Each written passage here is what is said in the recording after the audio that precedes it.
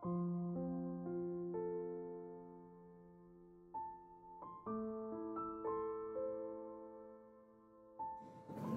nama Tuhan, Shalom. Mari Bapak Ibu Saudara-saudari yang terkasih dalam Tuhan, kita akan bersama-sama merenungkan firman Tuhan.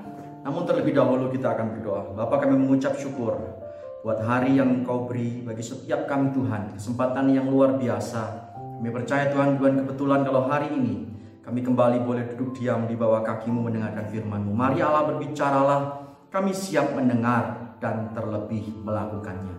Hanya di dalam nama Yesus. Haleluya, amin. Nah saudara-saudara,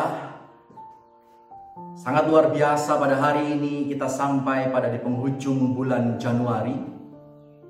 Perjumpaan dan kesempatan yang luar biasa kembali diberikan kepada saya untuk bersama-sama kita mengulas, kita mempelajari, dan semakin dalam kita memahami kebenaran firman Tuhan yang menjadi landasan bagi kehidupan kita hari demi hari. Entah mengapa selalu kita berjumpa, khususnya saya di penghujung bulan, yang lalu di penghujung bulan Desember, dan kali ini di penghujung Januari, kembali kita bersama-sama merenungkan firman Tuhan. Nah saudara-saudara, ada hal yang menarik yang saya rindu untuk menyampaikan, dan bersama-sama kembali kita akan bertumbuh di dalamnya, yang terambil di dalam Injil Markus pasal yang pertama. Injil Markus pasal yang pertama ayat yang ke-40 sampai dengan ayat yang ke-45. Saudara-saudara, perikop ini berbicara tentang Yesus menyembuhkan seorang yang sakit kusta. Jadi terambil dari Injil Markus pasal yang pertama, ayat 40 sampai dengan ayat 45. Yesus menyembuhkan seorang yang sakit kusta. Seorang yang sakit kusta datang kepada Yesus dan sambil berlutut di hadapannya ia memohon bantuannya. Katanya, "Kalau engkau mau, engkau dapat mentahirkan aku." Ayat 41. Maka tergeraklah hatinya oleh belas kasihan, lalu ia mengulurkan tangannya menjamah orang itu dan berkata kepadanya, "Aku mau, jadilah engkau tahir." Seketika itu juga lenyaplah penyakit kusta orang itu dan ia menjadi tahir. Segera ia menyuruh orang itu pergi dengan peringatan keras. "Ingatlah, janganlah engkau memberitahukan apa-apa tentang hal ini kepada siapapun. Tetapi pergilah, perlihatkanlah dirimu kepada imam dan persembahkanlah untuk pentahiranmu persembahan yang diperintahkan oleh Musa sebagai bukti bagi mereka." Tetapi orang itu pergi memberitakan peristiwa itu dan menyebarkannya kemana-mana, sehingga Yesus tidak dapat lagi terang-terangan masuk ke dalam kota. Ia tinggal di luar, di tempat-tempat yang sepi, namun orang terus juga datang kepadanya dari segala penjuru. Nah saudara-saudara, ada hal yang menarik yang seperti biasa saya selalu berusaha berangkat dari sesuatu yang menggelitik hati saya. Saudara-saudara, kalau perhatikan beberapa waktu yang lalu saya berbicara tentang 10 orang kusta yang dijamah dan disembuhkan oleh Yesus. Yang disembuhkan oleh Yesus, dan kemudian singkat cerita hanya satu yang kembali kepada Yesus. Terima kasih, singkat cerita seperti itu. Saudara-saudara, ini bagian yang lain. Ada satu orang yang kusta dan saya akan mengulasnya cukup dalam. Walaupun sesungguhnya kita akan sampai kepada satu pemahaman yang sangat sederhana, sehingga kita bersama-sama mengerti apa maksud firman Tuhan ini. Saudara-saudara, saya tergelitik dengan penyakit yang satu ini. Mengapa demikian? Karena saudara-saudara kalau melihat penyakit ini cukup unik. Firman Tuhan berkata tidak ada hal yang baru di muka bumi ini, bahwa semuanya adalah bentuk pengulangan. Maka kita bisa menjumpai dan berasumsi bahwa penyakit ini pun bukanlah sesuatu yang baru. Harusnya sama dengan penyakit yang lainnya, bahkan banyak yang lebih mengkhawatirkan, membahayakan dibandingkan penyakit. Namun mengapa penyakit ini begitu diulas khusus, dan bahkan kita menjumpai setidaknya ada 2 bagian besar ini, 10 orang kusta yang disembuhkan dan 1 orang ini. Bukan hanya itu saja saudara-saudara, kalau kita melihat di dalam Injil Matius, perhatikan di dalam Injil Matius pasal yang ke-11, ketika Yesus berbicara tentang siapa dirinya, ketika ditanya oleh murid-murid dari murid-murid dari Yohanes Pembaptis. Injil Matius pasal yang 11 ayat 4 sampai dengan 5 katakan, Yesus menjawab mereka, "Pergilah dan katakanlah kepada Yohanes apa yang kamu dengar dan kamu lihat." Ayat 5 perhatikan. Orang buta melihat, orang lumpuh berjalan, orang kusta menjadi tahir. Saudara-saudara, sekali lagi, penyakit ini Entah mengapa begitu menggelitik saya, karena ditulis secara khusus. Berbeda dengan penyakit-penyakit yang lainnya, kendati pun banyak penyakit-penyakit yang berbahaya yang pun terjadi pada masa itu. Saudara-saudara, bagaimana dengan perjanjian lama? Bagaimana dengan perjanjian lama? Kalau kita melihat di dalam kitab Imamat pasal 13, Imamat pasal 13 memuat secara khusus penyakit kusta. Dan bahkan kita menjumpai sesuatu yang tidak asing di dalam ayat 4 dan ayat 5. Izinkan saya membaca Imamat pasal 13 ayat 4 dan ayat ke-5. Tetapi jikalau yang ada pada kulitnya itu hanya panu putih dan tidak kelihatan lebih dalam dari kulit, dan bulunya tidak berubah menjadi putih, imam harus mengurung orang itu 7 hari lamanya. Oke, next, ayat ke-5.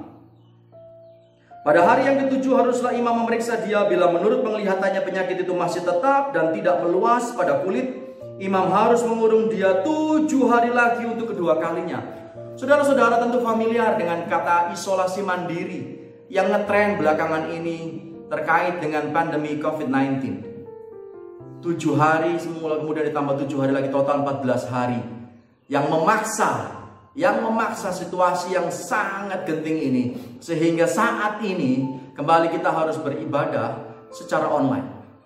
Bahkan tidak ada lagi ibadah yang offline khusus di gereja kita untuk menjaga sesuatu yang seperti ini, saudara-saudara.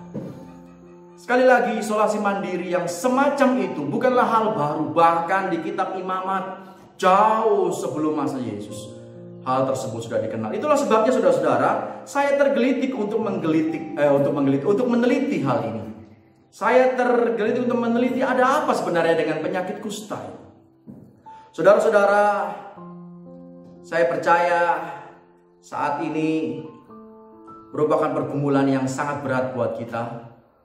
Ya, di tengah pergumulan kondisi yang carut marut ini, bahkan kita harus menghadapi pandemi yang berkepanjangan, yang kira-kira baru pertengahan Februari nanti akan disebarkan vaksinnya secara umum, setelah sebelumnya pejabat-pejabat dan tenaga kesehatan lebih dahulu diberi vaksin. Hal itu berimbas kemana-mana, sehingga memaksa kita harus berada pada situasi yang sulit. Saudara dan saya tentu berbeda, namun percayalah bahwa kita sama-sama berada pada situasi yang sulit. Yang situasi ini bisa dengan sangat mudah digunakan oleh iblis untuk menjatuhkan kerohanian, untuk menjatuhkan iman kita dan membuat kita jauh dari hadapan Tuhan. Bagaimana tidak? Mau tidak mau sekarang kita menjadi familiar dengan setan misalnya. Hanya joke saja, hanya guyon. Yes, rumah kita melihat semuanya serba tanda kutip ala setan. Maksudnya apa? Yang dulu punya susu kalengan, susu kotak besar, sekarang susunya sasetan. Bahkan mungkin sampo sasetan, kecap sasetan. Entah, andai kata mungkin ada beras yang sasetan, belinya pun beras yang sasetan. Untuk menggambarkan betapa kita sedang bergumul, sedang berusaha melewati situasi yang sangat berat ini. Dan 1 Petrus 5 ayat 7-9 katakan menjelaskan mengenai bagaimana iblis itu berjalan dan berusaha menjatuhkan kita seluruh dunia. Di situ dikatakan bahwa seluruh dunia menghadapi hal yang sama. Saudaramu di seluruh dunia itu menghadapi pergumulan yang sama. Yang mau tidak mau membuat kita berpikir keras, berusaha dan berupaya keras. Siapa yang tahu bahwa di rumah entah gimana modelnya pasta gigi dan odol, misalnya odol itu sampai dilipat-lipat. Botol sampo misalnya mau tidak mau harus ditambahi air sampai encer dan kemudian kita gunakan. Siapa yang tahu terpaksa kita harus dengan malu-malu ke tetangga hanya untuk minta garam ada sedikit aja, nanti kalau itu saya ganti. Hanya untuk sekedar garam saja bahkan kita harus ke tetangga. Atau bahkan lebih malu lagi dengan perasaan yang entah bagaimana rasanya harus ke warung hanya untuk pinjam, hanya untuk berhutang sekelas berambang, bawang dan bumbu-bumbu yang remeh-temeh. Atau bahkan kita bingung dengan ATM kita yang sudah tidak bisa diambil karena nominalnya sangat mepet. 48.000 misalnya. 48.000, 49.000, bagaimana cara mengambilnya? Mau tidak mau kita harus minta tolong orang. Bisa nggak transfer ke ATM saya, ke rekening saya 10.000 aja? Kok aneh 10.000? Iya, nanti saya kembalikan. Dalam hati, soalnya ATM saya nggak bisa diambil kalau nominalnya nggak minimal 50.000. Sehingga begitu ditransfer, udah langsung diambil dan kembalikan 10.000. Nah saudara-saudara, situasi yang semacam ini, saudara dan saya mungkin tersenyum simpul. Percaya saya bahwa semua merasakan hal yang sama. Saudara tidak sendirian. Saudara tidak sendirian. Dan kesempatan inilah yang iblis gunakan. Iblis tahu, iblis sangat mengerti. Dia punya kesempatan yang sangat besar untuk kembali menggoyang iman kita, membuat kita jauh dari hadapan Tuhan. Itulah sebabnya saya memberikan judul He Touched Me, Dia menjamah saya. Saudara-saudara, kembali kepada Injil Markus. Injil Markus pasal yang pertama. Kalau kita melihat di bagian ini, di bagian awal ayat 40 dikatakan seorang yang sakit kusta datang kepada Yesus. Berhenti sampai di situ. Seorang yang sakit kusta datang kepada Yesus.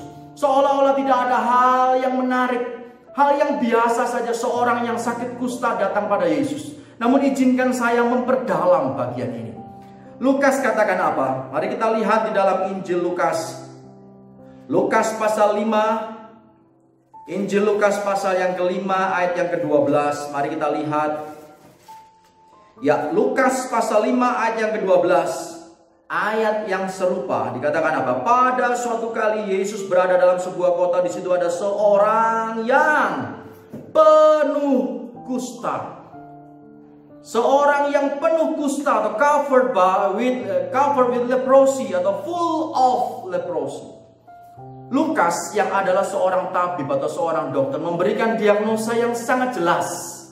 Tatapan matanya sebagai seorang tabib pada masanya sangat tajam melihat bahwa sekujur tubuh orang ini penuh dengan kusta. Itulah sebabnya ayat ini ditulis bahwa di situ ada seorang yang penuh kusta.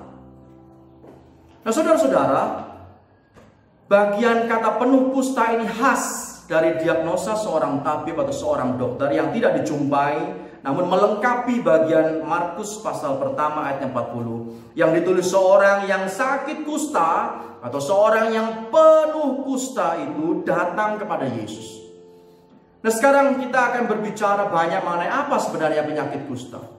Saudara-saudara, pahami bahwa di masa itu penyakit ini begitu menjijikkan dan orang selalu mengidentikan dengan kutukan dari Tuhan. Bukan tanpa sebab kalau kita belajar dari kisah-kisah sebelumnya, dimulai dari kisah Musa, Harun, dan Miriam. Miriam yang kemudian terkena kusta dan seluruh tangan dan tubuhnya itu menjadi putih demikian. Kemudian ada juga Naaman, kita menjumpai yang kemudian disembuhkan. Namun penyakit kusta itu pindah kepada Gehazi karena dia minta sejumlah uang, sejumlah bayaran atas kesembuhan Naaman. Penyakit kusta itu ditimpakan kepadanya. Demikian pula Raja Uzia. Dan semua hal ini merujuk kepada satu kesimpulan, membuat mereka berkesimpulan bahwa penyakit kusta ini adalah penyakit kutukan. Penyakit kutukan. Nah, saudara-saudara, sekali lagi saya tergelitik, mengapa demikian? Mengapa demikian? Itulah sebabnya imamat yang telah kita baca tadi secara khusus satu perikop cukup panjang mengulas mengenai penyakit ini. Dan kemudian bahkan ketika Yesus menjelaskan siapa dirinya, orang buta melihat, tuli mendengar, salah satu di antaranya adalah kusta menjadi tahir. Saudara-saudara, tentulah yang kita baca ini tidak sesimpel itu. Seorang yang sakit kusta atau seorang yang penuh dengan kusta ini datang kepada Yesus tentulah tidak sesimpel itu. Ada rentetan panjang yang terjadi yang saya ingin sedikit mendemonstrasikan. Saya ingin sedikit mendemonstrasikan supaya kita memiliki gambaran yang sama apa yang sedang dialami oleh orang tersebut. Misal suatu ketika, ini tidak ada di dalam firman Tuhan ini, namun saya gunakan pemahaman kita untuk bisa memahaminya. Misal suatu ketika seorang yang bekerja di ladang dan kemudian mulai melihat ada gejala-gejala di tubuhnya. Kok saya mulai capek ya. Bagian yang pertama memang fatigue, merasa lelah atau not feeling well, nggak enak badan. Kok rasanya nggak enak ya. Kemudian mulai ada sakit di persendian. mulai ada sakit di persendian, mulai ada ruam-ruam yang bersisik di kulit. Dan dia menjumpai di dalam tubuhnya, loh kok ada semacam ini ya? Mungkin dia pulang dari ladangnya, dari tempatnya bekerja, dan berkata kepada istrinya, Bu, ini kok saya ada ini ya? Namun istrinya bilang, loh iya Pak, ini harus segera diobati. Istrinya mulai mengobati, merawatnya dengan tulus. Sebagai pasangan yang saling mencintai, misalnya keluarga yang sangat harmonis semua. Dan kemudian singkat cerita beberapa hari kemudian, kok tidak ada perubahan ya? Kok nggak sembuh-sembuh ya? Mulailah mereka berdua mulai cemas. Mulai diliputi kekhawatiran, aduh kok nggak sembuh-sembuh ya? Jangan-jangan. Dan selalu seperti itu. Sehingga mau tidak mau mereka harus datang kepada imam dan memeriksakan kepada imam. Imam mulai memeriksa ini, apakah ini termasuk kusta yang kita baca dalam Imamat pasal 13 tadi. Apakah ini termasuk kusta ataukah bukan? Sebab imam yang harus menyatakan ini najis atau tidak. Ini berhubungan dengan banyak hal. Hubungan dengan sosial dia, dengan keluarga, dengan masyarakat. Pun demikian hubungan dengan kerohaniannya. Karena apabila dinyatakan najis, dia tidak lagi boleh datang di dalam pertemuan-pertemuan peribadatan.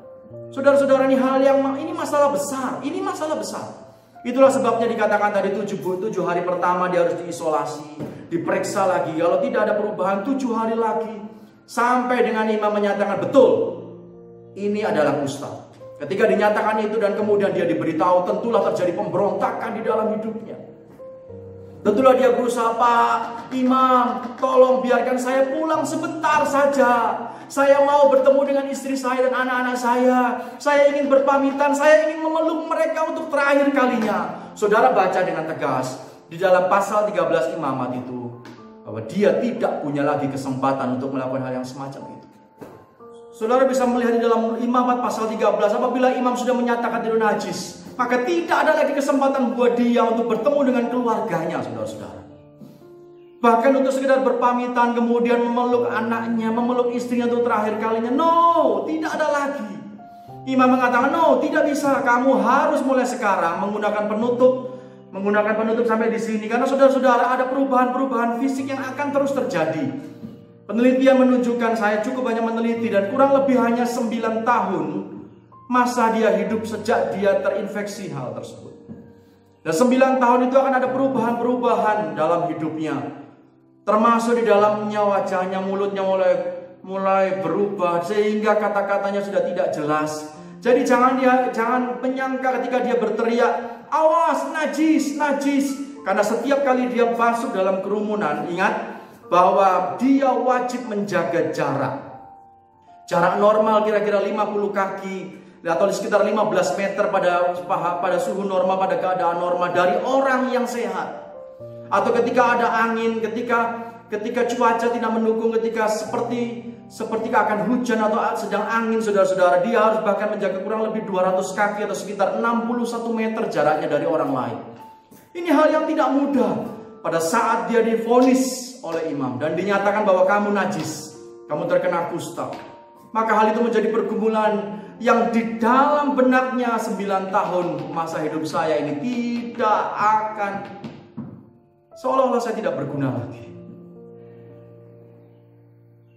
Mungkin keluarganya datang hari demi hari memberikan suplai makanan. Namun sekali lagi dia harus berdiri jauh-jauh dan melihat, mungkin dia berterima kasih, terima kasih ya Bu, terima kasih ya Nak. Namun ingat bahwa semua yang kontak fisik dengan dia akan dinyatakan najis dan rawan untuk tertular seperti dia. Saudara-saudara, inilah yang membuat dia merasa sebetulnya saya sudah mati. Dan saudara-saudara menjadi kesepakatan bersama. Tidak mengherankan pada masa itu bahkan orang-orang melakukan upacara pemakaman untuk orang yang semacam ini. Sehingga ketika ada keluarga saya yang terkena penyakit kusta, bahkan saat dia belum mati, keluarga sudah menyatakan dia mati. Karena sudah tidak mampu lagi, bagaimana saya harus setiap hari mengirim makanan dan segala macamnya. Saudara-saudara bisa bayangkan perasaan dari si penderita, si pasien yang terkena penyakit ini. Yang notabene dia tidak tahu apa yang terjadi pada diri saya. Tiba-tiba muncul ruam, tiba-tiba ada benjolan yang berisi nanah, tiba-tiba wajah saya berubah yang dikatakan seperti singa. Wajahnya mulai terjadi perubahan dan kemudian mulai suaranya serak, sehingga harus pakai penutup dan segala macamnya. Saudara-saudara, dia tahu betul bahwa ketika dia melanggar aturan-aturan atau norma-norma ini, hukumannya adalah hukuman dilempari batu. Kalau dia memaksakan, dia tidak, dia mau pura-pura seperti orang sehat, dia mau bergaul dengan yang lainnya, bersosialisasi dengan yang lainnya, maka dia tahu persis bahwa hukumannya untuk dia adalah dilempari oleh batu. Karena hal tersebut menyebabkan orang-orang yang lainnya najis, saudara-saudara. Dan saudara-saudara, hal inilah yang sedang dialami oleh orang yang kita baca di dalam Markus pasal yang pertama ayat 40. Seorang yang sakit kusta datang kepada Yesus. Wow. Ternyata yang kita ketahui dari sepenggal kata ini, datang kepada Yesus, tidak sesimpel yang kita bayangkan. Seperti kita datang ke gereja kemudian berlutut dan memohon pada. No, ada rentetan panjang yang dia tahu konsekuensinya. Dia tahu bahwa hidupnya sudah seolah-olah tidak berguna lagi, bahwa dia sudah diasingkan oleh keluarganya. Saudara-saudara bisa memahami perasaan orang ini. Dan kemudian orang ini datang kepada Yesus. Dan saudara-saudara, hal yang luar biasa yang kita lihat, saudara perhatikan di dalam ayat yang ke-41. Ayat 41, kita sampai kepada bagian akhirnya. Kalau kita melihat bahwa maka tergeraklah hatinya oleh belas kasihan, tergeraklah hati Yesus oleh belas kasihan. Lalu ia mengulurkan tangannya, menjamah orang itu dan berkata kepadanya, aku mau, jadilah engkau tahir. Saudara-saudara, kalau kita melihat di dalam peristiwa 10 orang kusta yang kemudian disembuhkan oleh Yesus, Yesus tidak menjamah. Ketika orang itu datang, mereka berdiri dari jauh. Yesus hanya berkata, perlihatkan dirimu di hadapan imam. Dan mereka sembuh. Namun peristiwa yang kali ini berbeda. Yesus tahu betul hukum Taurat. Yesus tahu betul bahwa berkontak fisik dengan mereka yang menderita kusta, maka kita pun menjadi najis. Dan itu yang dilakukan Yesus. Saudara-saudara, di dalam ayat 41 dikatakan Yesus menjamah orang itu. Itulah sebabnya firman Tuhan ini saya beri judul He Touched Me, atau Dia menjamah. Saudara-saudara, penyakit ini saya membawanya kepada ranah yang lebih dalam, kepada sesuatu yang lebih rohani. Saudara perhatikan 10 orang kusta yang satu tinggal itu adalah orang Samaria. Ada hal yang menarik di sana. Apa yang menarik? Rupanya penyakit ini menyatukan mereka. Kita tahu bahwa orang Yahudi tidak bergaul dengan orang Samaria. Namun ketika mereka sama-sama sakit kusta, peristiwa itu dicatat bahwa mana yang 9 yang lainnya? Yang sisa 1 ini aja yang datang kepada saya. Dan dia Samaria lagi. Saudara perhatikan. Ada hal yang menarik bahwa mereka bersatu. Seolah-olah menggambarkan bahwa ini orang-orang yang dalam kesakitan ada berkumpul di satu bagian. Tidak lagi memandang kamu siapa, aku siapa, suku apa, karakter apa, atau mungkin derajat status sosial kita apa. Saudara-saudara, bagian yang pertama, kita perlu mendiagnosa kehidupan ini. Sekali lagi saya akan membawanya kepada ranah yang lebih rohani dalam diri kita. Karena sejatinya firman Tuhan ini bukan hanya berbicara mengenai penyakit fisik.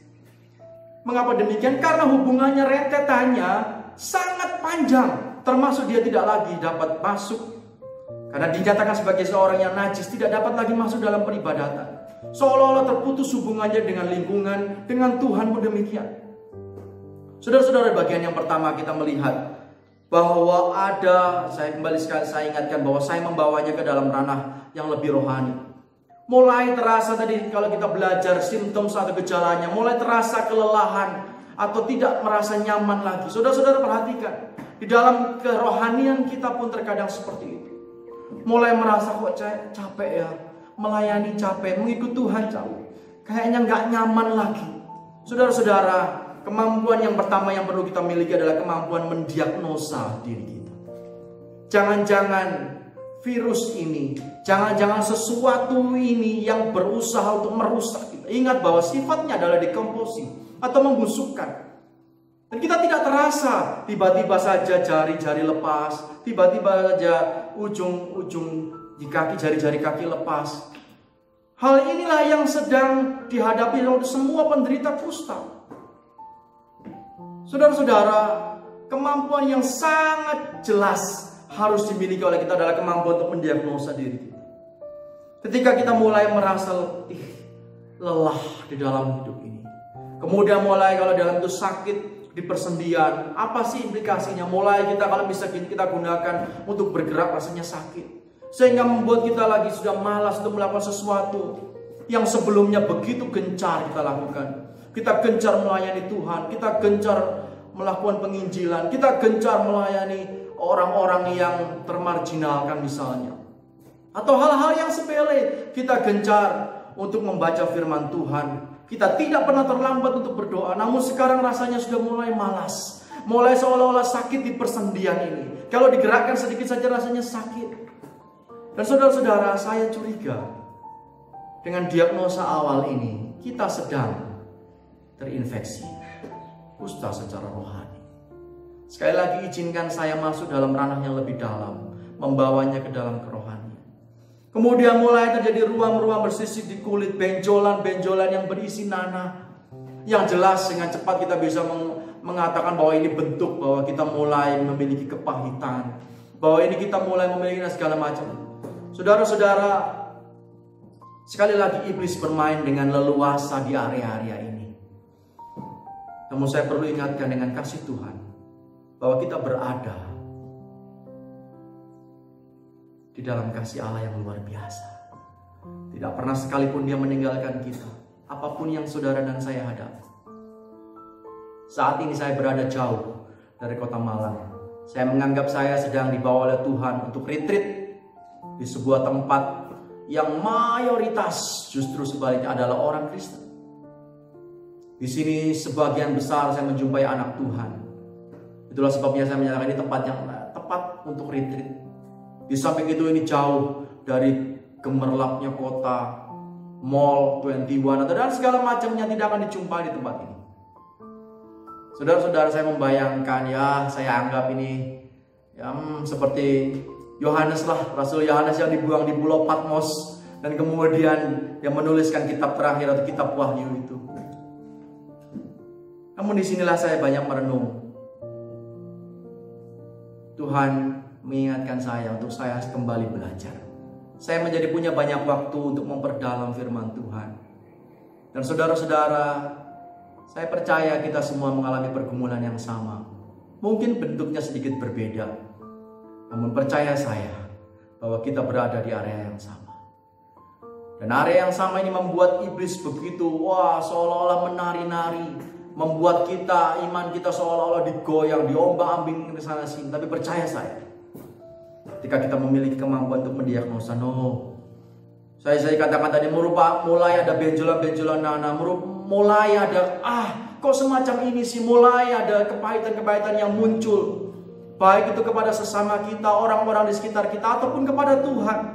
Dan bahkan kemudian mulai tidak ada lagi sukacita yang digambarkan dengan wajah mulai berubah seperti singa yang saya sebutkan tadi, sebagai gejala awal orang yang sakit kusta. Dan sampai kepada satu titik suara menjadi serak. Tidak ada lagi doa yang kita naikkan. Rasanya jauh dari Tuhan. Rasanya jauh sekali. Saudara-saudara, saudara perlu memahami bahwa iblis menggunakan kesempatan ini untuk membuat kita jatuh. Namun dengan kasih Tuhan hari ini, kita mendengarkan firman Tuhan bahwa Dia mengasihi kita. Mari kita lihat di dalam Markus pasal yang pertama tadi dikatakan apa? Orang yang sakit kusta itu datang kepada Yesus dan sambil berlutut di hadapannya, ia memohon bantuannya. Saudara-saudara, digunakan kata yang tidak lazim, besik. Bukan hanya asking, bukan hanya meminta. Saudara lihat terjemahannya, digunakan kata memohon dengan sangat. Bahasa yang semacam inilah yang digunakan. Setelah dia melewati rentetan yang panjang, dijauhi oleh keluarganya, tidak bisa lagi bergaul dengan keluarganya, dengan teman-temannya. Dan saat ini dia memiliki kesempatan yang dia harus bayar mahal. Dia tahu persis bahwa untuk datang mendekat pada Yesus, ya rawan sekali untuk mendapatkan lemparan batu dari orang-orang yang sehat yang berada di sekelilingnya. Namun dia ambil resiko itu. Dia datang kepada Yesus sambil berlutut, jangan betul sambil berlutut, dan dia bisa memohon dengan sangat. Ini hal yang luar biasa, saudara-saudara. Memohon dengan sangat. Dan apa yang dimohonkan, perhatikan, dia bukan berkeluh kesah, bukan hanya kemudian menyaksikan kemampuan Tuhan. Dia mohon belas kasihan Tuhan dengan kata-kata apa? Lihat, kalau engkau mau, engkau dapat mentahirkan aku. Kalau engkau mau. Dia tidak lagi berbicara apakah Tuhan dapat, bisa atau tidak bisa menyembuhkan saya. Dia tahu bahwa Tuhan pasti bisa menyembuhkan saya. Sekarang masalahnya, Tuhan mau atau enggak? Tuhan berkenan atau tidak? Dia tahu dengan segala kerendahan hatinya bahwa ini semuanya semata-mata kasih karunia Tuhan. Kalau Tuhan mau menyembuhkan saya, ini kasih karunia Tuhan. Dan saudara-saudara, kepekaan yang semacam inilah setelah kita melewati rentetan yang panjang, saudara-saudara, kita tergoda untuk tidak bisa merasakan apa-apa. No, saya sehat-sehat kok, saya nggak apa-apa kok. Tapi ternyata mulai hilang jari satu, besok bangun tidur mulai hilang. Loh, kenapa ya? Padahal saya sehat tuh. Saudara-saudara, kemampuan untuk mendiagnosa ini didahului dengan kemampuan untuk mendiagnosa, kemudian datang kepada Yesus, memohon dengan sangat, dengan satu keyakinan, Tuhan, belas kasihan-Mu untuk saya. Belas kasihan-Mu Tuhan. Dan saudara-saudara, apa yang dilakukan Yesus sungguh di luar ekspektasi. Apa yang dilakukan Yesus di luar ekspektasinya. Bahwa Yesus bukan hanya berkata, ya aku mau. Tapi perhatikan, bahwa Yesus melangkah lebih jauh, menjamahnya, menyentuhnya, yang notabene ini tidak lazim dilakukan. Karena hukum yang berlaku bahwa siapapun yang terlibat kontak fisik dengan mereka penderita kusta menjadi najis. Saudara-saudara, perhatikan, Yesus menajiskan dirinya dengan menyentuh orang kusta ini. Hal yang sangat luar biasa dilakukan oleh. Itulah sebabnya saudara-saudara, dari banyak ayat kita bisa melihat bahwa Yesus melakukan semuanya begitu luar biasa dalam hidup ini. Dimulai dari apa? Dimulai dari kemampuan kita mendiagnosa. Ya, tidak terasa bahwa iblis membawa saya, menggiring saya lebih dalam lagi, untuk hanyut di dalam, tanda kutip, kusta rohani ini seolah-olah. Sehingga membuat saya jauh dari Tuhan. Saat ini bukan kebetulan, mari segera datang kepada Yesus. Dan kemudian dengan penuh kesadaran, belas kasihan-Mu untukku Tuhan. Lihat reaksi yang sangat luar biasa. Match dengan ayat-ayat yang lainnya, bahwa dia meninggalkan surga mulia untuk saudara dan saya. Bahkan lebih parah lagi, dia menajiskan dirinya dengan menyentuh saudara dan saya dengan sakit kusta. Saudara-saudara, firman Tuhan yang sangat sederhana. Saya percaya kita bersama-sama bisa memahami bagaimana keberadaan orang yang kita sedang pelajari dalam Markus 1 ayat 40 sampai dengan 45 ini. Sekaligus kemudian merefleksikannya kepada diri kita. Sekaligus kemudian merefleksikannya kepada diri kita. Jangan-jangan kita tanpa kita sadari kita sedang perlahan-lahan berada pada situasi yang semacam ini. Perlahan-lahan kita terbawa ke dalam situasi yang semacam ini. Maka tidak kebetulan firman Tuhan datang kepada kita. Segera datang pada Yesus, memohon dengan sangat, dengan keyakinan bahwa Yesus pasti menjamah kita. Saudara-saudara, tidak ada yang berubah. Tidak ada yang kebetulan di muka bumi ini. Dia sangat mengasihi saudara dan saya. Hari ini, jika saudara mendengarkan firman Tuhan, mari buka hati, jangan keraskan hati. Saudara dan saya, kita sama-sama belajar, kita sama-sama dibentuk hari demi hari untuk mencintai Tuhan dan mencintai pekerjaan. Mari kita berdoa. Bapa, kami mengucap syukur Tuhan buat kesempatan yang indah yang Kau berikan kepada kami Tuhan. Kalau kami belajar Tuhan melalui kisah yang sangat sederhana ini, namun di dalamnya kami belajar bahwa Tuhan begitu mengasihi kami. Dan kalau Engkau menunjukkan bahwa Engkau menjamah kami Tuhan, kami tahu ada hal yang luar biasa yang sedang Kau kerjakan dalam diri kami. Melalui semua ini Tuhan, hari demi hari, ajar kami bergantung penuh hanya kepadamu Bapa, hanya kepadamu Yesus. Terima kasih Allah. Ini hidup kami Tuhan, hanya di dalam nama Yesus. Haleluya. Amin.